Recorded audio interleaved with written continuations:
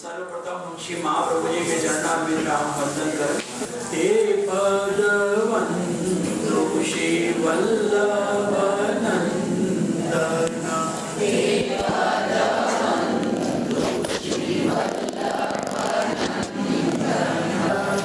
कल हमने देखा ते पद वंदो श्री वल्लभ नंदना, गोपाल दास जी की दृष्टि चरणारविंद में। ये कौन से चरण हैं कल हमने देखा। जिस चरण के आगे गायें चल रही हैं, ये वो चरण है जो भक्तों की रक्षा के लिए दौड़े। ये वो चरण है यशोदा लाला को गोद में रखकर कहे कि लाला तू सो जा, नहीं तो भाव आ जाएगा। ये वो चरण है। प्रभु स्वयं उस चरणारविंद का आस्वाद लेने के लिए बाल मुकुंद बनकर अंगुष्ठ चोषकम समस्त विश्व को प्रलय के पूर्व से बचाने के लिए वो चरण ते पद वंदो श्री वल्लभ। अनेक लीलाओं का अनुसंधान करते गोपाल दास जी ने चौथे आख्यान की शुरुआत करेंगे। और ये प्रथम जो कड़वा है, ये अपने श्रीमद् भागवत के प्रथम स्कंद इसमें विराजमान है। श्रीजी बाबा का दक्षिण चरण यानी जमुना चरण। ये कौन सा चरण है?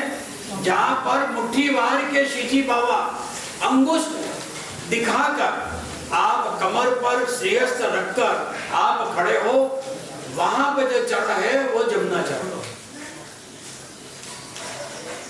ते पद वंदु कहकर यहाँ गोपाल दास प्रथम स्कंद को वंदन कर रहे हैं। ते पद वंदु गोपाल दास कह रहे हैं कि ये जो चरणारविंद है, इसमें तीन प्रकार के श्रोता और वक्ता के जो अधिकार हैं वो अधिकार सिद्ध होते हैं। प्रथम स्कंद जो है वो अधिकार लीला है। पहला अधिकार श्रोता और वक्ता का हीन अधिकार, जिसमें सूत और सनक का चरित्र आता है। दूसरा है मध्यम अधिकार, जिसमें व्यास जी और नारद जी का चरित्र। और तीसरा है उत्तम अधिकार, जिसमें सुखदेव जी और राजा परीक्षित का चरित्र आता है।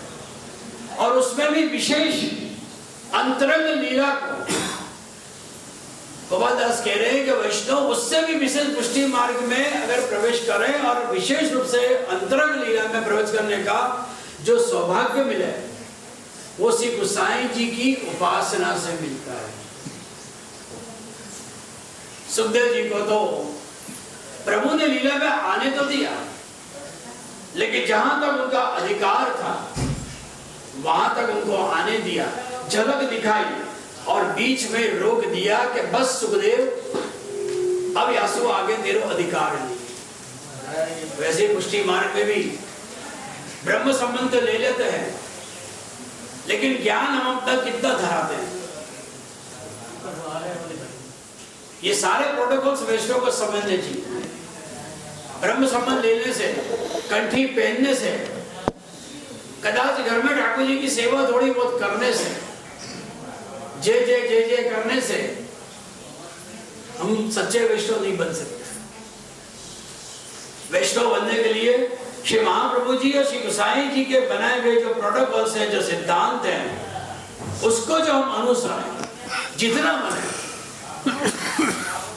आज हम आचार विचार लेके विचारें तो आचार विचार कितना सब चलता है और चला रहे हैं। याद रखना, वैष्णव बिना प्रोटोकॉल्स के पुष्टि मार्ग में वैष्णव तो बन जाते हैं, लेकिन वो परिपूर्णता नहीं हमारे अंदर आती है। तो यह सुखदेव बाबा को श्री ठाकुर जी ने रोका कि बस सुख, यहाँ से तेरे को झलक दिखा दी, अब आगे तेरे अधिकार नहीं है। और वहां से जो रुकी हुई जो लीला थी वो श्री गोसाई जी ने आपने सबको कराया। 6 मास का आपको विरह हुआ, और जब वापस आप सेवा में पधारे तब श्रीनाथ जी से आपने विनती करी कि बाबा कोई मनोरथ को आपने आज्ञा करी कि काका जी मैंने सब मनोरथ अंगीकार कर लिए, बस अब एक खट ऋतु को मनोरथ बाकी है, तो खट ऋतु के उत्सव मेरे को कराए जाए। तो आपने 6 सखी का 6 ऋतु के रूप में आपने वो मनोरथ सिद्ध किया। आपने मात्र 3 महीने के अंदर कुसुम्बा छठ से लेकर प्रमोदी एकादशी तक में सारे मनोरथ 3 महीने के अंदर हर ऋतु का अनुभव कराकर और वातावरण बनाकर आपने श्रीनाथ जी बाबा को अंगीकार कराया। त्रिभुवन मंगल परमानंद, त्रिभुवन मंगल परमानंद। गोपाल दास कह रहे हैं कि वैष्णव ये वो चरण है कि तीनों भवन में मंगल करने वाला है। टीकाकारियां बता रहे हैं कि 3 प्रकार के श्रोता जो वक्ता के हृदय के भवन बनते हुए और अंतःकरण में उसका कल्याण करने वाले भूर्भुवः स्वः उसका कल्याण तो करते ही हैं। जो जनुधारी हैं यहाँ पर शायद उनको बचपन में बताया होगा कि किस प्रकार से आपोषण किया जाता है। हम भोजन करते हैं तो देवताओं को भी हम पहले भोजन कराते हैं अपने साथ और फिर हम आपोषण करके फिर हम भोजन करते हैं। हम लोग की तैयारी होती है तो हम लोग वहां पर पहले वो तीनों वहां पर अपने देवता 6 देवता हैं, वो 6 देवताओं को हम अरुगाते हैं और फिर हम आपोषण करके फिर हम भोजन करते हैं। गोपाल दास कह रहे हैं कि ब्रह्मा विष्णु और महेश का तो कल्याण तो करते ही हैं, परंतु इनके साथ साथ जो हीन अधिकारी हैं, जो मध्यम अधिकारी हैं, जो उत्तम अधिकारी हैं, उनके भी हृदय के अंदर प्रकाश करते हैं। ऐसे ही हमारे श्री गोसाई जी ऐसे परमानंद स्वरूप है। तो इस प्रकार अद्रिका लीला करके प्रथम कड़वा के अंदर आगे बता रहे हैं कि ते पद बंधु श्री वल्लभ नंदन त्रिभुवन मंगल परमानंद। इस चौथे आख्यान के अंदर गोपाल दास जी ने 2 बात कही है, इष्ट की प्राप्ति और अनिष्ट की निवृत्ति। भागवत जी में नारद जी ने पुरुषार्थ की व्याख्या की कि मानव मात्र को जीवन में क्या करना चाहिए। मनुष्य योनि प्राप्त करने के बाद हर मनुष्य को अपने जीवन में क्या करना चाहिए। हमारी तो स्थिति यही है कि बस सुबह से जगते हैं और पूरी चकचक वाली जीवन और रात को सो जाते हैं, खाए पिए जन्मे और मर गए। यहाँ नारद जी व्याख्या कर रहे हैं कि एक मनुष्य उतार लेने के बाद मनुष्य योनि में हर संसारी जीव को जीवन में कैसे जीना चाहिए। और सुंदर उसके लिए श्लोक रखा, दुखा भाव सुखम चेत्य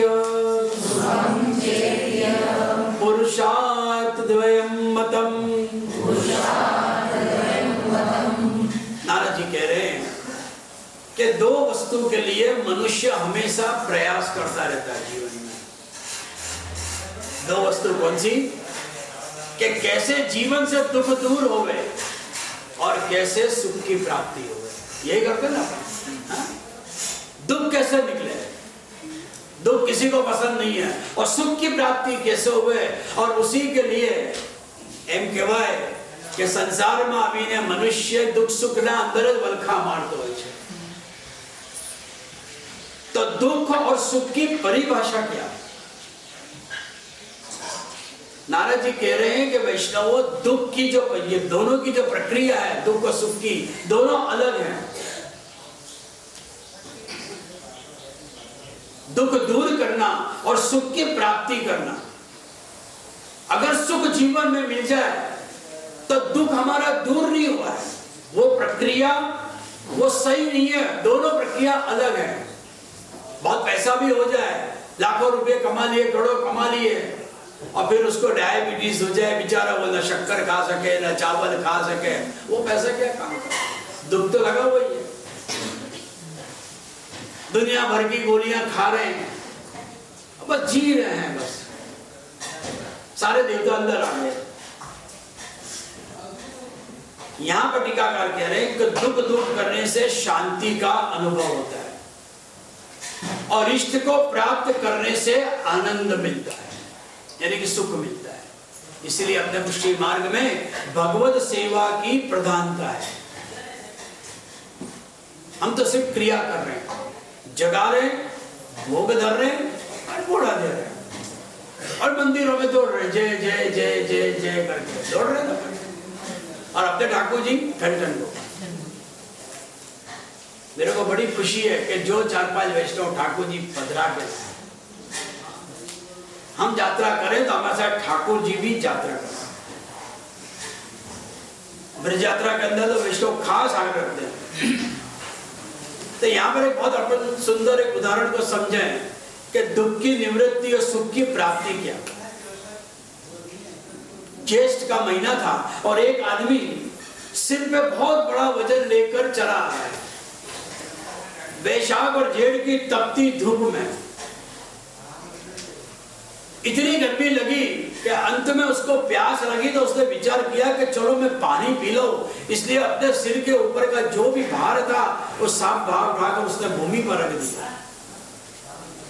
भार उठाकर भूमि पर रखा और पानी पिया तो वहां उसका दुख दूर हुआ, क्योंकि उसको दुख था कि मैंने पानी नहीं पिया। तो पानी पी के उसने दुख की निवृत्ति करी। जो वजन था वो वजन को उतारा तो सिर के वजन का जो दुख था वो भी वहां निवृत्त हो।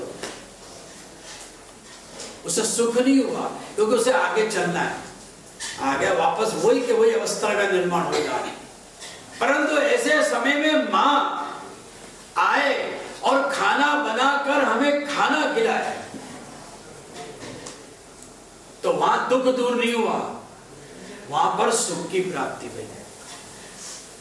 वो बोझ उठा के नीचे रखा, जल पिया, वहां दुख की निवृत्ति हुई और खाना खाया पेट भरकर अपनी मां के हाथ से, अपनी मन पसंद से, तो वहां पर सुख की प्राप्ति हुई। तो इस चौथे आख्यान के अंदर दो बात हमें गोपाल दास जी यहाँ सिखा रहे हैं कि अनिष्ट की निवृत्ति और इष्ट की प्राप्ति, अर्थात दुख का अभाव और सुख की उपलब्धि। अंत में जीवन जी, हमारे जीवन जी महाराज हमारे बड़े मंदिर की जो टीका लिखी है ब्रज भाषा में, वो कह रहे अंत में, निज जन अनहित टारि सब,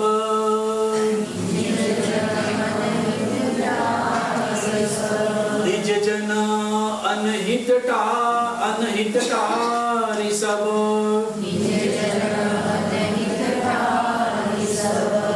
नित हित अमित उदार, यह चौथे आख्यान हरि कहे, यह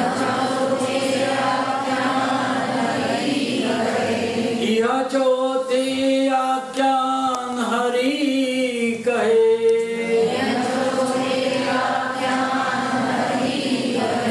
कहे स्कंद अनुसार, नित जन अनहित टारि सब, नित हित अमित उदार। सच्चा प्रियजन कौन? हमारे जीवन में हम कई संबंध धराते हैं, मित्रता रखते हैं, लेकिन सच्चा अपना स्वजन कौन? जीवन में सही अर्थ में हमारे जीवन में सज्जन कौन है? टीकाकार कह रहे हैं कि सज्जन वही है, स्वजन वही है जो अहित को दूर करे। हमारे अंदर जो अहित आ रहा है, जो अहित की आशंका है, उनकी निवृत्ति हमारे अंदर से कराए। कांच वो ले ले और हमें हीरा दे दे, वो जीवन में हुआ सज्जन। और जो फूल लेके हमें कांटा दे दे, वो जीवन में दुर्जन। सोना लेके पीतल देवे, वो दुर्जन। आज तो समाज में यूं देखने जाओ तो दुर्जनों की संख्या बहुत ज्यादा है और सज्जनों की या स्वजन की जो संख्या है बहुत कम है। गोपाल दास कह रहे हैं कि वैष्णवों, हमारे सज्जन स्वजन जो हैं शिव वल्लभ और शिव विठ्ठल है। शिव जी के पास देवता सभा है। महाराज,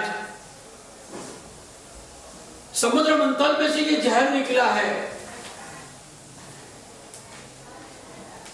कोई जहर पीने को तैयार नहीं है, क्योंकि जहर पिए तो मृत्यु आ जाए। इसलिए सब चल के आए शिव जी के पास, क्योंकि भोलेनाथ है, सबकी बात मान जाते हो। विनती करिए कि महाराज जगत को कल्याण करना है, और आप ये जहर कैसे कहें कि आप पी लो, पर ये जहर निकला है तो इसको पीना पड़ेगा। शिव ने पार्वती कब देखा? पार्वती जी ने कहा कि जगत का कल्याण होता हो तो प्रभु जरूर इसे होगा, और शिव ने उस जहर को अपने मुख से लगा लिया, परंतु गले में अटका लिया, हृदय में नहीं उतारा, क्योंकि हृदय में तो रास लीला प्रभु की चल रही है। साक्षात प्रिया प्रियतम विराज रहे हैं, नित्य लीला कर रहे हैं, उनको श्रम न पड़े, इसलिए गले तक आपने स्थिर कर दिया और वो नीलकंठ बन गया।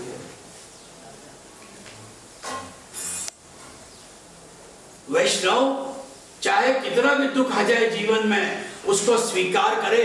दूसरे का दुख देखे तो भाई तो रहने दे, मैं तेरा ये दुख को दूर कर दूं, अपने पास बुला ले। यहाँ तो अपने यहाँ तो जरा दुख हो जाए तो समस्या खड़ी हो जाए, अरे मैं तो परेशान हूं। हो सकता है अपनी यात्रा में गर्म पानी नहीं मिले, मिला कि नहीं मिला? हाथ ऊंचा कर लो, देखो कोई ऊंचा नहीं कर रहा है। कईयों को वो नहीं मिले, कईयों को चाय और कॉफी सुबह नहीं मिलती। वैष्णव सहनशील स्वभाव का होता है। हमारे श्री वल्लभ और विठ्ठल स्वजन हैं। विचार करो कि जहां हम आज बस में आए हैं, इसी स्थान पर श्री महाप्रभु जी चलते चलते काशी जैसे देश से यहाँ पधारे, श्री गोसाई जी पधारे। गोसाई जी तो फिर भी घोड़े में विराजे, परंतु श्री महाप्रभु जी ने कभी कोई वाहन नहीं किया, किसी पक्षी पशु के ऊपर आप बैठ के नहीं पधारे। परंतु श्री गोसाई जी तो सेवा में पधार दे तो घोड़े पर विराज के पधारते थे। वो अभी बादशाह अकबर ने उनको भेंट किया। तो श्री महाप्रभु जी ने कितना श्रम लिया, कृष्णदास के लिए कितनी आत्मीयता श्री गोसाई जी को। प्रेत बन गए, कुएं में गिर गए, सेवा में अपराध हुआ, और प्रेत बनने में जब खबर पड़ी तो श्री गोसाई जी ने पधार कर उन्हें प्रेत योनि से निवृत्त कराया, और रास करते करते श्री ठाकुर जी की लीला में वो शरण हो गए।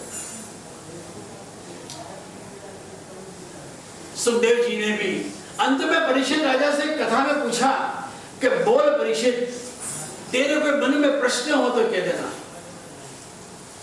परीक्षित ने यही कहा, महाराज मेरा अंतिम प्रश्न यही है कि जब मनुष्य का और वैष्णव का जब अंतिम समय आ जाए तो उसे क्या करना चाहिए? अंतिम समय आ जाए तो एक वैष्णव को अपने जीवन में क्या करना चाहिए? क्या करना चाहिए? कि बिल बनाना चाहिए?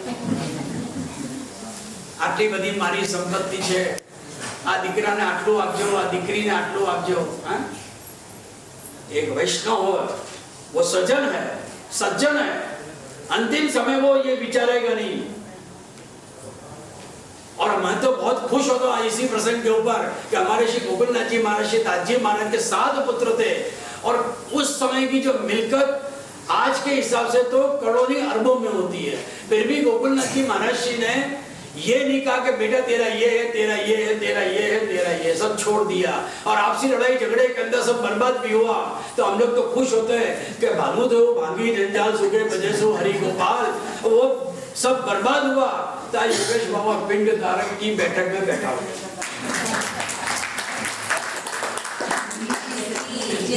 आज मुझे इतनी खुशी हो रही है कि मैं अपने साथ कुछ वैष्णव को लेकर यहाँ श्री महाप्रभु जी के दर्शन करने आया।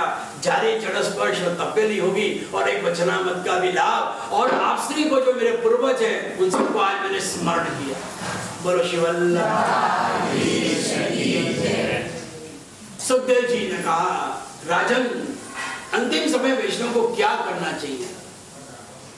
अभयम इच्छता, अभयम इच्छता। प्रभु की प्राप्ति के लिए हर वैष्णव को अंतिम समय में श्रवण करना चाहिए, कीर्तन करना चाहिए और भक्ति करनी चाहिए। सुबोधी जी के अंदर ई चौथे आख्यान हरि कहे स्कंद अनुसार। सुबोधी जी के अंदर बहुत सुंदर वर्णन किया श्री महाप्रभु जी ने कि हरि जो है वो दुख को हर लेते हैं, यानी कि दुख का हरण करते हैं। वह जो दुख का हरण करे वही सही अर्थ में हरि है। तो जो सुख का दान करे वो ईश्वर है। दोनों में दवाएं थे, अंतर दोनों में। प्रभु के पास हम जाकर हम मांगे कि मेरे को ये सुख चाहिए, वैष्णव का स्वरूप ऐसा है कि कभी भी सुख की कामना ठाकुर जी के सामने नहीं करेगा। वो हमेशा यही कहेगा कि प्रभु जो यशोदा जी को दुख मिला, जो नंदराय जी को दुख मिला, उससे अधिक दुख मुझे मिले, क्योंकि मेरे इस दुख से आप मेरे सामने रहोगे। क्योंकि हमें ईश्वर के रूप में ठाकुर जी को नहीं पूजना है, हरि के रूप में यानी कि प्रभु के रूप में करना है। सकल जीवनो टाल द्वंद,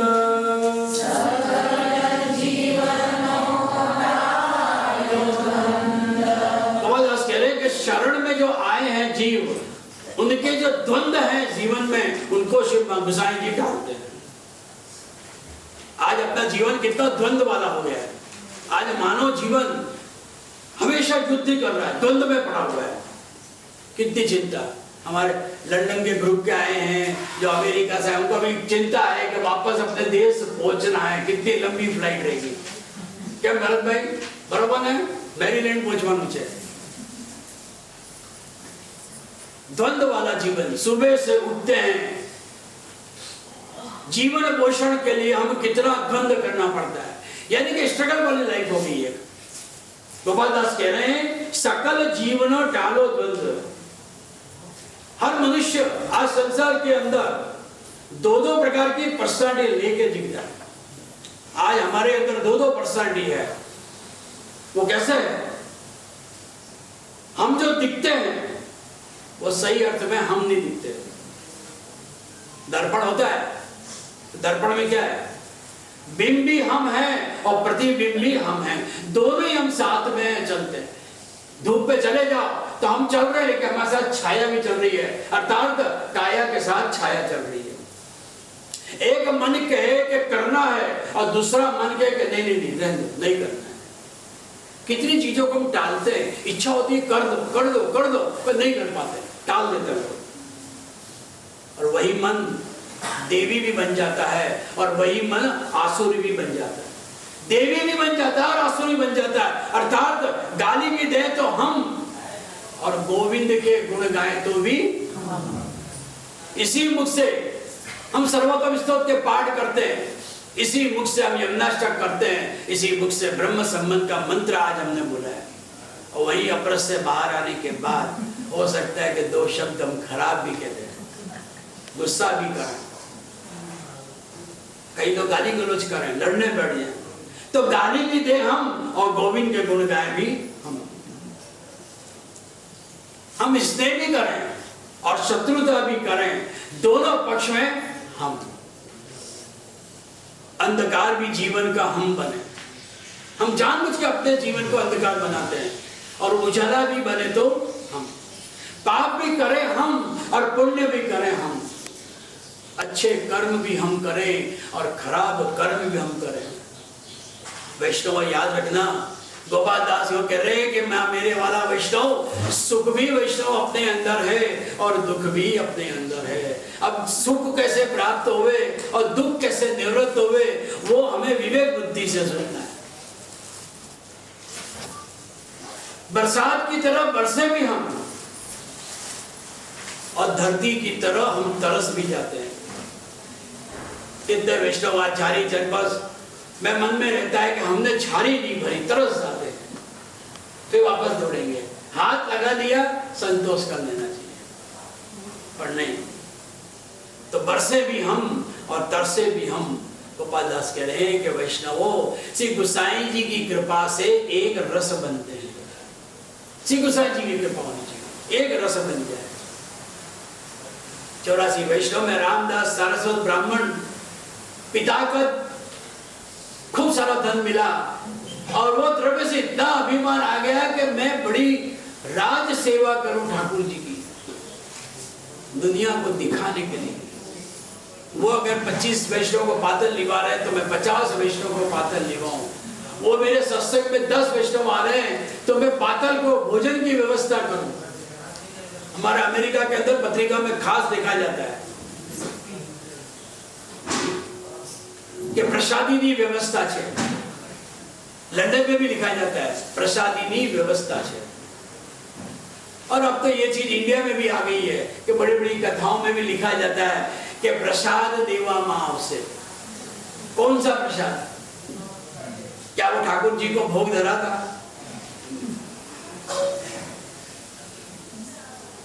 मैं आज कम से कम 25 साल से अमेरिका और 30 साल से ऊपर लंदन जा रहा हूं तो वहां वैष्णव को सिखाया कि एम लखवानु के प्रीति भोजन की व्यवस्था રાખવામાં આવી છે। प्रीति भोजन यानी कि प्रेम की आयवा છે બધા तो प्रीति भोजन होए, प्रसाद नहीं। प्रसाद किसको कहेंगे वो व्याख्यान लगे। और वो रामदास सेवा में भी स्वाभिमान होना चाहिए वैष्णव को, अभिमान कभी नहीं होना चाहिए। पर रामदास ने अभिमान धारण किया और उसे एक रस बनाने के लिए श्री ठाकुर जी ने ऐसी लीला करी कि समग्र द्रव का तलिया साफ हो गया और वो रामदास सिपाही जैसे बन गए। लेकिन सेवा में उनका भाव था। दामोदर संबर वाला इतना संपत्ति थी उनके पास, गांव के दीवान थे, दीवानगिरी करते, लेकिन जब सेवा का समय हो तो जल भरने के लिए खुद जाते अर्धी धोती की पोती पहनकर। और आज हम शर्म करें, पहले के प्राचीन के समय में तो वैष्णव कुआं में जाकर पानी भरते थे, अब कुएं तो रहे नहीं। लेकिन अभी भी सेवा में जाएंगे, बाहर कहीं जाएंगे तो कोई अगर आ गया तो वहां पर अपने को छुपाने की कोशिश करेंगे, नहीं हम जैसे हैं वैसे ठीक है। तो श्री गोसाई जी की कृपा से जीव एक रस बन जाता है। ते पद वंदो श्री वल्लभानंद, ते पद वंदो श्री वल्लभानंद, ते भुवन मंगल परमानंद, ते भुवन मंगल परमानंद, सकल जीवनो टालो द्वंद, सकल जीवनो टालो द्वंद, सकल जीवनो टाळ्यो द्वंद, सकल जीवनो टाळ्यो द्वंद, जगमा व्याप्यो मुख मकरंद, जगमा व्याप्यो मुख मकरंद, जगमा व्याप्यो मुख मकरंद। श्रीमद् भागवत आपके मुख का मकरंद है। प्रभु के मुख कमल से प्राप्त होती वो सुगंध है। कितने प्रकार की सुगंध, कितने शब्द सुगंध जैसे और कितने शब्द दुर्गंध जैसे। दुनिया में 2 प्रकार के शब्द हैं। कोई शब्द कस्तूरी की सुगंध जैसे तो कोई शब्द कांदा की सुगंध जैसे। हम कौन से शब्द का प्रयोग कर रहे हैं ये वैष्णव को बहुत विचारना चाहिए। गुस्सा करे, क्रोध करे, थोड़ा चिढ़के बोले तो वो कांदा जैसे शब्द हो और यूं कहे कि ना ना बद्दू सारू छे, उस कस्तूरी की सुगंध जैसा। तो 2 प्रकार की सुगंध। जो गाली का प्रयोग करे, गाली दे, वो कांदा के समान है, और जो प्रेम करेंगे तो प्रेम के शब्द सब कस्तूरी के समान है। वैष्णव जो गाली दे, अशब्द बोले तो उसको निरोध कैसे करें? श्री गिरधर जी ने अपने वचनामृत में समझाया। एक गांव में डोगरी थी और उसका स्वभाव ऐसा ही था कि बहुत तामसी स्वभाव, हर घर में जा जाकर वो गाली गलौज करे। वैष्णव थक जाए, लोग थक जाए, लेकिन वो माझी थके। और उसी गांव में एक सासू और बहू रहते। उन्होंने राजा के पास जाके विनती करी कि आप राज आज्ञा करो, ये माझी कहीं नहीं जाए हमारे घर के। राजा ने समझाया कि तुम वैष्णव हो और तुम इसकी गाली को सहन नहीं कर पाओगे। परंतु वो सासू और बहू ने कहा कि नहीं, हमारी विनती है कि वो कहीं न जाए, किसी को श्रम न दे, किसी को दुख न दे। राज आज्ञा हो गई। वो माझी भी बड़ी खुश हुई कि चलो किसी के घर पे जाना ही नहीं, बस अब एक ही घर में गीताबेन मजेठिया यहाँ बैठे हुए, उनके घर पे जाके गाली गलौज कर दे। पर वो इतनी चतुर सास अपनी बहू को समझा दी। गीताबेन समझाओ जो अभी दे समझाओ, समझ मत पूछे कि अगर वो गाली दे तो गाली का जवाब गाली से मत देना, परंतु एक काम करना, 5-5 मिनट में जाकर उसे अंगूठा दिखा के आ जाए। गीताबेन मन अंगूठो नहीं देखा। हमारा छोकराओं ने विशाल ने बता रहे बेचारा घबराई दसे बची नहीं दसे। हाँ मालूम गाली देना शुरू किया और बहू जो है 5-5 मिनट में बाहर जाए और उसको अंगूठा दिखा के आवे। जितनी बार अंगूठा देके इतनी उसकी गाली की स्पीड बढ़ती चली जाए। अंत में संध्या समय में वो माझी इतनी थक गई कि उन सासू बहू के चरणों में जाके वो लौट गई, पैर पड़ी कि मैंने सबको हराया गांव के अंदर, लेकिन आज मैं तुमसे हारा। एक वैष्णव किस प्रकार से किसी का निरोध करे, ये प्रसंग से सीखना हमें कि कभी भी अगर हमें क्रोध आता हो तो कम से कम हम संयमता रखें।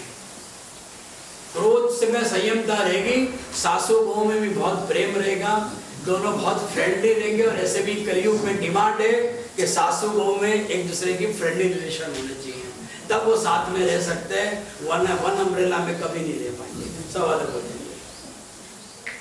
गोपालदास कह रहे हैं कि जिनके हृदय में प्रभु विराजे और वो प्रभु के चरण स्पर्श करके जो वाणी हमारा आती है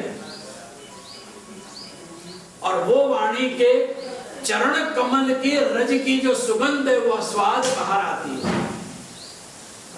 तो जिनका मुखारविंद कमल जैसा है तो उसके अंदर से निकलती जितनी वाणी है वो सब कस्तूरी सुगंध आती है, वो कस्तूरी सुगंध के रूप में बाहर आएगी।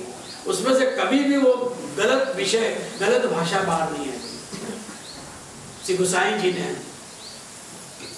श्री व्यास जी भगवान के शब्दों के ऊपर आपने टीका लिखी और श्री महाप्रभु जी की जितनी टीका थी उन टीका के ऊपर पाछी आपने खुद की टीका रखी और आपके मुख से वो मकरंद आपने अंतरंग में जो था वो बाहर प्रकट करके समग्र वैष्णव सृष्टि, समग्र जो भूतल पे थे उन सब जगह पे आपने फैलाया। तो श्री गोसाई जी के चरण कमल ते पद बंधु श्री वल्लभ नंदन गोपालदास जी के समझाना चाह रहे हैं कि ये चरणारविंद जो हैं परम कृपालु हैं। इस कड़वा के अंदर श्रीमद् भागवत का प्रथम स्कंद जिसके 19 अध्याय को शिव गोसाई जी ने अपने चरण कमल में पधराए हैं और वही चरण कमल की छत्र छाया में हमारे छीक स्वामी भी रहना चाहते हैं। हो चरणात पत्र की छैया,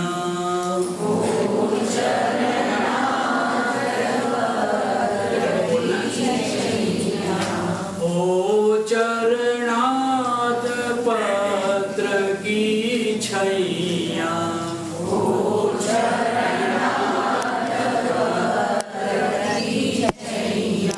कृपा सिंधु श्री वल्लभ नंदना,